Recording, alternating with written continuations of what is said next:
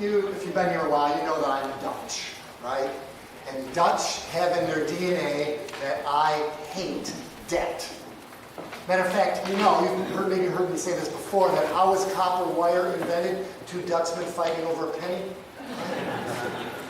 But there's one person in my family who hates debt more, and that's my Japanese wife. Because if you know anything about Japanese DNA, you know that they're the savingest people on the planet, right? And so it might be interesting to you that we had an argument over debt a few years back. It was about how we were going to fund college. And she had been listening to Clark Howard for a while. Anybody know Clark Howard, radio person? Yeah, he's a debt Nazi.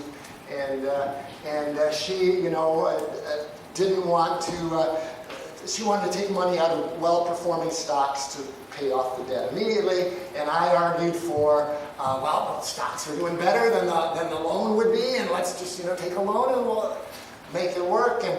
And I don't know how you do your marriage, but the way we do ours is we each have our areas where we have 51% of the say. And all of the financial people will know here that it's smart in our marriage. She has 51% of the say. She's the CFO of our family. And she won that argument. But you also may have noticed that America does not have a lot of Dutch or Japanese DNA in our spending habits lately, right? How last year personal credit card debt hit $1 trillion with a T dollars for the first time in history. How much 65% of Americans have saved for retirement?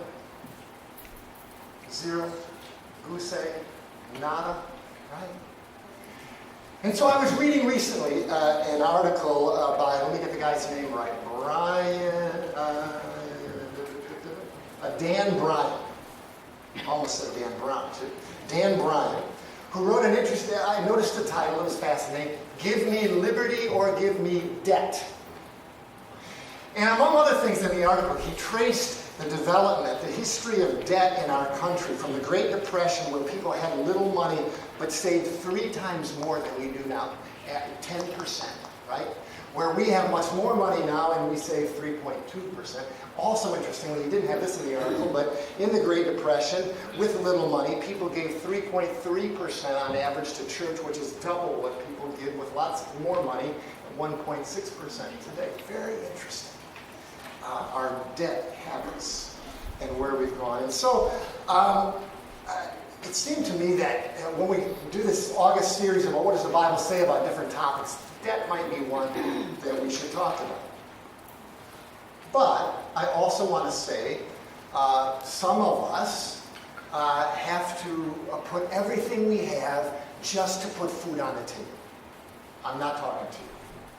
Or others of us have worked really hard and managed our money really well, and a calamity came and exploded in our face, and I'm not talking to you either. My purpose is not to have people leave here feeling guilty. My purpose is to counter the cultural message that debt is good with asking, what does the Bible say about debt? So let's start with this passage in Deuteronomy 15, and let's listen to Moses talk about the sabbatical year. Would you read it with me, please? At the end of every 7th year, you must cancel the debts of everyone who owes you money. This is how it must be done. Everyone must cancel the loans they have made to their fellow Israelites, for the Lord's time of release has arrived. Fascinating. Now, a little background. This is from the religious law in the Hebrew Testament about the sabbatical year. So if you remember, right, the Hebrew law had a Sabbath per week on Saturday where you rested from your work, and a sabbatical year, one every 7 years, where you rested from oppressive things like debt. As a matter of fact, one of the Proverbs later in the Bible, Proverbs 22, it's not moving for me. Oh, there we go, 22 verse 7, says this. Would you read it with me? Just as the rich rule the poor, so the borrower is servant to the lender. So debt in the Bible is generally explained, and we know this from our own experience, as an imprisoning thing, right? An oppressive thing. And so how did that sabbatical year law work out? Well, I honestly don't know if the Hebrews ever did this.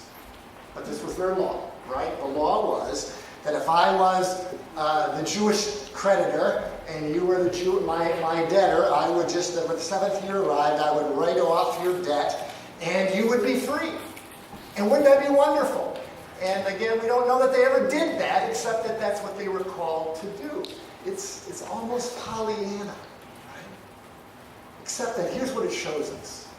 It shows us that God's heart is for our finances as well, and that we can be financially free and unencumbered, and that's a theme throughout Scripture, as I'll show you a little bit more. But first, let's read these last verses of Deuteronomy 15. Moses says, "There should be no poor among you, for the Lord your God will greatly bless you in the land he is giving you as a special possession. You will lend money to many nations, but will never need to borrow." So, that's not how it worked out, but God's ideal for them was, in their religious law, to say two things. First, there'll be no poor among you. Right? When somebody falls down among your covenant community, you will lift them up, even financially. And secondly, that you will be a lending nation, Israel, not a debtor nation. You'll be China, not an America. Right? Interesting. And now let's skip over to two more verses yet in the Christian Testament. Thank you for doing that for me, because I think I maybe needed a battery here or something. It seems to not work. You're doing great. So here's the Christian Testament ideal. Paul writes, would you read it with me? "Owe nothing to anyone except for your obligation to love one another." Interesting, right? Our debt to each other is not to be financial as much as it can, is as much as possible, but it's to be a debt of love, of caring, of support, of help, right? But this is just after Paul said, give me one more here, just after Paul talked about their public debt, right? Taxes, that thing we all know I have and struggle with. And here in verse 7 is how Paul talked about taxes. Just the verse before. Read it with me. "Give to everyone what you owe them. Pay your taxes and government fees to those who collect them. And give respect and honor to those who are in authority." And then we'll go back to the one we just read soon with you.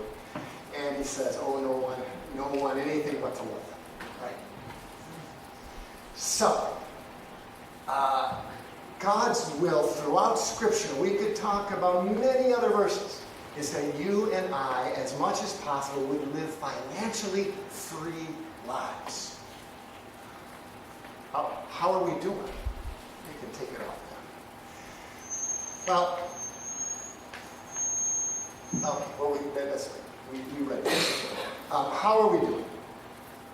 Well, nationally, right, we now have a 21 plus trillion with a T dollar debt, and it's growing, right? Now, the debt to GDP ratio, last one I saw, was 105%. And you know, I'm not trying to pick on anybody. I've said this for 30 years, that I think we need, as a nation, we have all of the ability to be a lender nation rather than a debtor nation.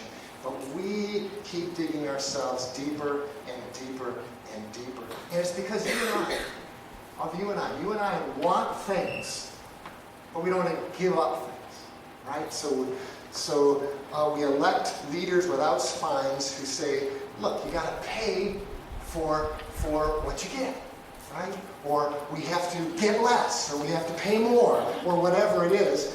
I think we have problems. And then let's think about student loan debt, right? we are content, or we are, whether content or not, we are saddling our children, our grandchildren, with student debt that's almost unpaid, right? Why are millennials not buying houses at the same rate as boomers did? Well, because they're in debt, and they have to work their way out of debt, right? Student debt right now is the highest form of personal debt. You know that, right? $1.5 trillion. Average of $37,000 a student. Wow. Are we okay with that? We need to do something as a society. And we need to work for I'm not here to suggest a certain policy except a direction. I think the scripture says if we're going to follow God's will as a society, we need to elect folks and work for compassionate and fair policies that may, for those of us like myself who are blessed, require more from us. Or we may get less because we already have plenty. We need to do something about this before we end up in a situation that our grandparents did and have to learn and be taught by a depression or something, right? I'm no economist, but I can't imagine that God is happy with the financial trajectory that we're on together. So then what about personally? What can we do personally? You know, you might be sitting here and say, oh, Todd, there's not much I can do about the country, though I feel badly about that. And I do feel guilty. I wish I, had less debt, or I wish I could be more generous or whatever. And I don't know your specific circumstances. And again, my purpose is not guilt. My purpose is to say, let's move together from mountains of debt to rivers of lending. That's what the scripture wants for us. How can we do that personally? I don't know. But let's say, just for argument's sake, that you have a $3 a day habit. Let's say you have a $3 a day habit at Starbucks. I don't know what you would be buying for $3 at Starbucks. Maybe water on the tap. But let's say you had a daily $3 habit, right? Just because the math works nicely. If you were to find a $3 habit that you could give up, right? What would that add up over a year? Over $1,000, right?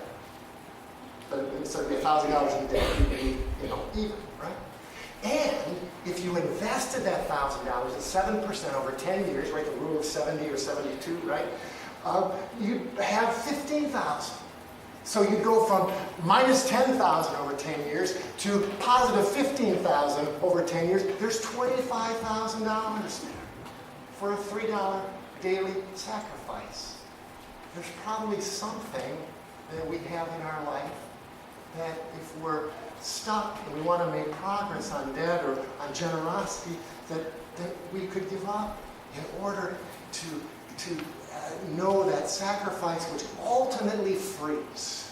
Because God's will for us, individually and together, is that we might be free from mountains of debt to rivers of lending.